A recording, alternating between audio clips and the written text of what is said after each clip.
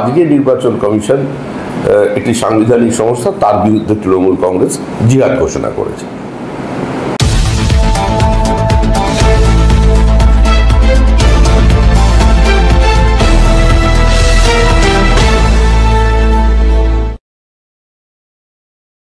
রাজ্য সরকার যদি সহযোগিতা করতো, এবারে প্রধানমন্ত্রী সেটার উদ্বোধন করে দিতে পারতেন। তো যে সরকার উন্নয়নকে ব্যাহত করছে, যে সরকার মানুষের স্বাচ্ছন্দ্যের সঙ্গে সমঝোতা করে ফেলছে, তো সেই সরকারের আমলে আর নতুন করে কিছু করার প্রত্যাশা কি অন্য কারোর থাকবে? যারা বিনিয়োগ করতে আসছেন পশ্চিমবঙ্গে, এগুলো তো তাদের কাছে ভিন্ন বার্তা নিয়ে যাচ্ছে। মুখ্যমন্ত্রী প্রধানমন্ত্রীর পাশে না দাঁড়াতে পারতেন, কালকে তিনি উদ্বোধন অনুষ্ঠানে গিয়ে অন্তত চিংড়িহাটাটা শেষ করে দিলে একসঙ্গে সব কটা মেট্রোর কাজ হয়ে যেত। এভাবে বঞ্চিত হচ্ছে আজকে সাধারণ মানুষ, আর তাই হচ্ছে তার জন্য তৃণমূল কংগ্রেসের এই ঘৃণা, বিভাজন, রাজনৈতিক অস্পৃশ্যতার রাজনীতি। এসআইআর এই মুহূর্তে সুপ্রিম কোর্টের নির্দেশের পরে এসআইআর নিয়ে সরকার বিপাকে পড়েছে, সেই জন্য নজর ঘোরাতে এই বিল নিয়ে এসছে। সংসদে এই বিল কখনো পাশ করাতে পারবে না, ওরা চ্যালেঞ্জ ছুড়ছে। তৃণমূল কংগ্রেস নির্বাচন কমিশনের বিরুদ্ধে যুদ্ধ ঘোষণা করেছে। নির্বাচন কমিশন 2011 ঠিক ছিল, 2014 ঠিক ছিল, 2019 ঠিক ছিল, 2016 ঠিক ছিল, 2024 ঠিক ছিল, কিন্তু আজকে নির্বাচন কমিশন একটি সাংবিধানিক সংস্থা, তার বিরুদ্ধে তৃণমূল কংগ্রেস জিহাদ ঘোষণা করেছে। তো নির্বাচন কমিশনের সঙ্গে সেটা সুপ্রিম কোর্ট বুঝবে, এখানে বিজেপির কি করার আছে? আর যে বিল পাসের কথা বলছেন, গায়ের জোরে যদি বিল পাস করাতে হয়, যেভাবে পশ্চিমবঙ্গ বিধানসভায় বিল পাস হয়, প্রস্তাব নিয়ে আসে, ও তো যে কোনো সময় আমরা করাতে পারি, সংখ্যাই তো শেষ কথা, কিন্তু সেটা আমরা করতে চাই না। আমরা চাই সহমতের ভিত্তিতে সংসদ চলুক এবং বিল পর্যাপ্ত আলোচনার মধ্যে দিয়ে সেই বিল পাস হোক। বিলে বলা হয়েছে যে 30 দিন পর্যন্ত যদি কেউ হেফাজতে থাকে তাহলে ব্যবস্থা নেওয়া হবে। আজকে অভিষেক বলেছে যে এটা 15 দিন করে দিন। না, তৃণমূল বলছে যে অমিত শাহ তিনি সম্পূর্ণ ব্যর্থ স্বরাষ্ট্রমন্ত্রী, তার কারণ তিনি দিল্লির মুখ্যমন্ত্রী নিরাপত্তাই সুনিশ্চিত করতে পারছেন না। তো তিনি দেশের কেন্দ্রীয় স্বরাষ্ট্রমন্ত্রী হিসেবে দেশের নিরাপত্তা কিভাবে সুনিশ্চিত করবেন? এই সমস্ত শুনে এখন আমাদের দেশের অন্যান্য জায়গার মানুষ তো সমস্ত খবর হয়তো রাখেন না, কিন্তু পশ্চিমবঙ্গের মানুষ শুনে হাসবে। এ ধরনের ঘটনা নিয়ে কোনো রাজনৈতিক বিতর্ক হতে পারে, এটাই তো একটা হাস্যকর বিষয়। এর আগে অভিষেক বন্দ্যোপাধ্যায় তার দলেরই একজন কর্মীর দ্বারা পূর্ব মেদিনীপুরে আক্রান্ত হন, ছেলেটিকে গ্রেপ্তার করে, প্রচন্ড মার খায়, তারপর জেলে ছিল, বেরোনোর পরে ছেলেটি খুন হয়ে যায়। কোন অজ্ঞাত আততায়ীর হাতে ওই রকম নৃশংসভাবে তাকে খুন করা হয়েছিল সেটা এখনো পর্যন্ত জানা যায়নি। তবে এ ব্যাপারে নিশ্চিত থাকতে পারেন, যে রেখা গুপ্তার ওপরে আক্রমণ করেছে নিশ্চয়ই তার বিরুদ্ধে আইনানুগ ব্যবস্থা হবে। মানসিকভাবে অসুস্থ, কিন্তু তাকে খুন হতে হবে না।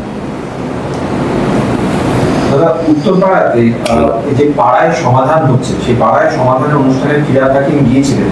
সেখানে তৃণমূলের কাউন্সিলররা তারা ফিরাদ হাকিমের সামনে অভিযোগ করছেন যে বিধায়ক যে কাঞ্চন রয়েছেন তাকে শুধুমাত্র তারা মোবাইলে রিলে দেখতে পান, ফেসবুক ইনস্টাগ্রামে রিলে দেখতে পান, তাকে কোথাও তারা কাজের জায়গায় তারা দেখতে পারেন না। মুখ্যমন্ত্রী বলেছিলেন আমরা তাকে ভোটে জিতিয়েছি, কিন্তু আমাদের পাশে বিধায়ক নেই। এটা ওদের পারিবারিক বিষয়। তিনি একজন অত্যন্ত বলিষ্ঠ চিত্রাভিনেতা, তাকে ভোটের সময় দরকার ছিল, আর তারও ওখানে নির্বাচন জেতার প্রয়োজন ছিল, তখন দুটো ম্যাচ করেছিল। এখন সেটা সম্ভব না। আর দরকারটা কি আছে, দিলেই দেখুক না, ভালো লাগবে। তারা বিভিন্ন জায়গাতে তৃণমূল বলছে যে তারা যে কমিশন যে বুথ লেভেল এজেন্টদের নাম চাইছে সেটা তাদের দেওয়ার ক্ষেত্রে আপত্তি, কিন্তু তারা এটা নিয়ে নির্বাচন কমিশনের মুখপাত্র আমি নই, আমি এ ধরনের কোনো প্রশ্নের উত্তর বিজেপি দেবে না। আমরা সরাসরি বলছি, তৃণমূল কংগ্রেসের আমাদের অবস্থান অত্যন্ত স্পষ্ট। তৃণমূল কংগ্রেসের এজেন্ডা হচ্ছে রোহিঙ্গা, বাংলাদেশি জিহাদি, অনুপ্রবেশকারী, মৃত ভোটার, ভুয়ো ভোটারের নাম নিয়ে পশ্চিমবঙ্গের মানুষ 2026-এর বিধানসভা নির্বাচনে যাক। আর আমাদের এজেন্ডা হচ্ছে আমরা একটি ত্রুটিমুক্ত ভোটার লিস্টের মধ্যে দিয়ে পশ্চিমবঙ্গের মানুষের সামনে আমরা নির্বাচনে যাব। এটা কমিশন সংক্রান্ত নয়, প্রশ্নটা শুনুন। বিষয়টা হচ্ছে যে কমিশন বলেছে যে বুথ লেভেল এজেন্টের নাম দেওয়া হোক, এটা নিয়ে ওরা কোর্টে গেছে। কিন্তু দেখা যাচ্ছে যে তৃণমূল কংগ্রেস হচ্ছে এমন পার্টি যারা সব থেকে বেশি বুথ লেভেল এজেন্টের নাম এখনো পর্যন্ত দিয়েছে, কমিশনের কাছে জমা দিয়েছে। তাহলে এটা তো দ্বিচারিতা, তারা যে বিষয়ে কোনোই দ্বিচারিতা নয়। তৃণমূল কংগ্রেস জানে যতই বুথ এজেন্টের নাম তারা দিক না কেন, এসআইআর যখন হবে তখন কত নাম বাদ পড়বে খালি জমিতে, খালি প্লটে, এমনকি বিভিন্ন অভিজাত এলাকাতেও সেখানেও 10 জন 12 জন করে মানুষের নাম ঢোকানো আছে। এই তো আমার বাবা মাই তো ভোট দিয়ে এলেন।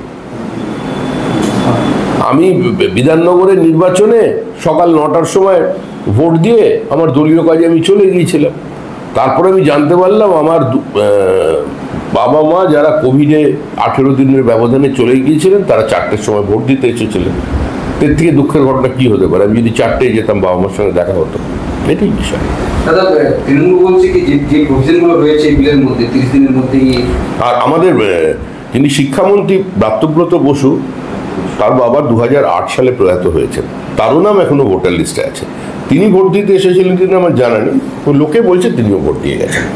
দাদা, টিএমসি বলছে কি যে 30 দিনের মধ্যে পদত্যাগের কথা বলা হয়েছে, সেটাতে বিচার ব্যবস্থার উপর তারা প্রশ্ন তুলছেন সরকার এটাতে, এবং নীতির কথা তারা বলছেন যে মমতা বন্দ্যোপাধ্যায়কে শিখতে হবে না বিজেপি থেকে, যিনি টালিগড়ে থাকেন, আপনারা 500 কোটি টাকার পার্টি হাউস বানিয়েছেন।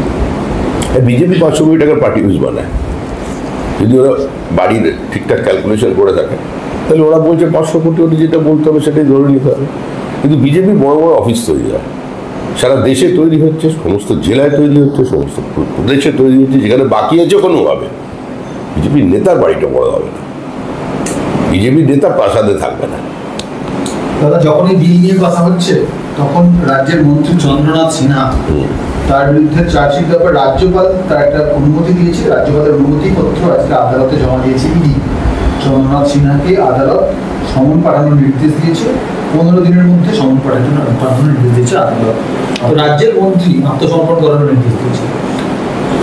এর থেকে লজ্জাজনক ঘটনা কোনো সরকারের পক্ষে থাকতে পারে? একজন সরকারের নাম্বার 2 যিনি ছিলেন পার্থ চট্টোপাধ্যায়, তিনি আজও জেলে, সরকারের বিধায়করা পর্যন্ত জেলে গেছেন, আধিকারিকরা জেলে গেছেন। এখন মানুষের প্রশ্ন হচ্ছে এই ছোটখাটো চন্দ্রনাথ এরা যাবেন? মানুষ চাইছে রুই কাতলা বহুদিন ধরে, বড় মাথা। আর এই সমস্ত চন্দ্রনাথ সিনহা এই সমস্ত নিয়ে মানুষ উৎসাহী নয়। তৃণমূল কংগ্রেস এর বিসর্জন অনিবার্য। মানুষ তৃণমূল কংগ্রেসকে গণতান্ত্রিক ব্যবস্থার মধ্যে দিয়েই সরিয়ে দেবে। তৃণমূলের সাংসদরা বলছেন যে তারা নাকি স্পিকারের তারা স্পিকারের কাছে যাবেন, তাদেরকে হেনস্থা করা হয়েছে, তারা মহিলা সাংসদদের আজকে হেনস্থা করা হয়েছে বলে অভিযোগ। তারা নাকি স্পিকারের কাছে যাবেন এবং তাদের স্পিকার তো ফুটেজ দেখিয়ে দেবে কি হয়। আমি লোকসভার সদস্য নই, সুতরাং কি হয়েছে এটা নিয়ে আমি কোনো মন্তব্য করবো না। তবে স্থির নিশ্চিত তৃণমূলের মতোই কাজ করেছে এবং পরে আবার মুখ ফুটবে, আবার ক্ষমা চাইতে হবে। Thank you.